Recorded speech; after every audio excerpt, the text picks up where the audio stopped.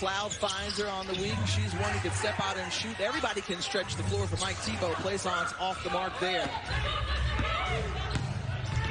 Chicago Sky getting used to kind of this new team as that last preseason game against the Fever in which they won. That was the first time that Candace Parker touched the floor for the Sky. They dump it off to her. Copper to Sky. And she has had some back issues and surgeries over the last few years, but Mike Tebow was encouraged by how she came in physically. And you're right, she can stretch the floor. She's exactly what their offense calls for.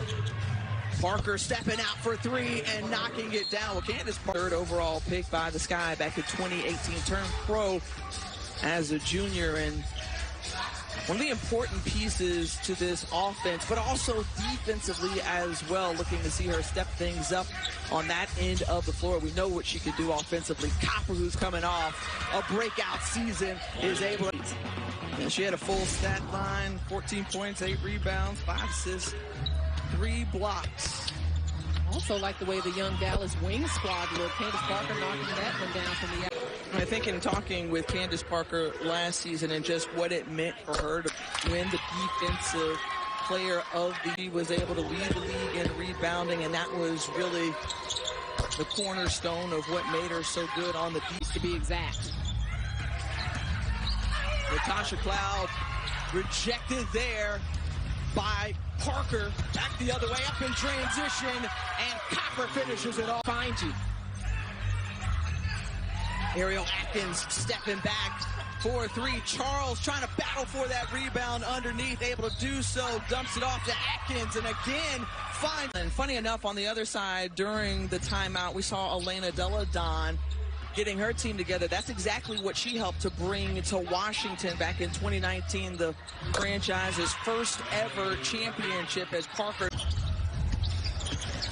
and one of the promising young players, dumps it off to Charles. And Charles, you could just see the frustration after that. Cloud, the only one back on defense, and that frustration shows. She'll be joining Paige. She's the DMV side of that duo that will be causing all kinds of issues for having to have the ball in her hands so much, because Parker can initiate and she can do so many things.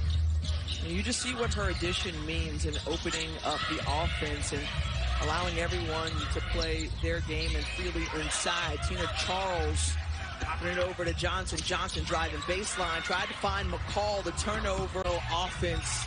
Looking down low, Charles trying to work on the post, turn around, and off the mark.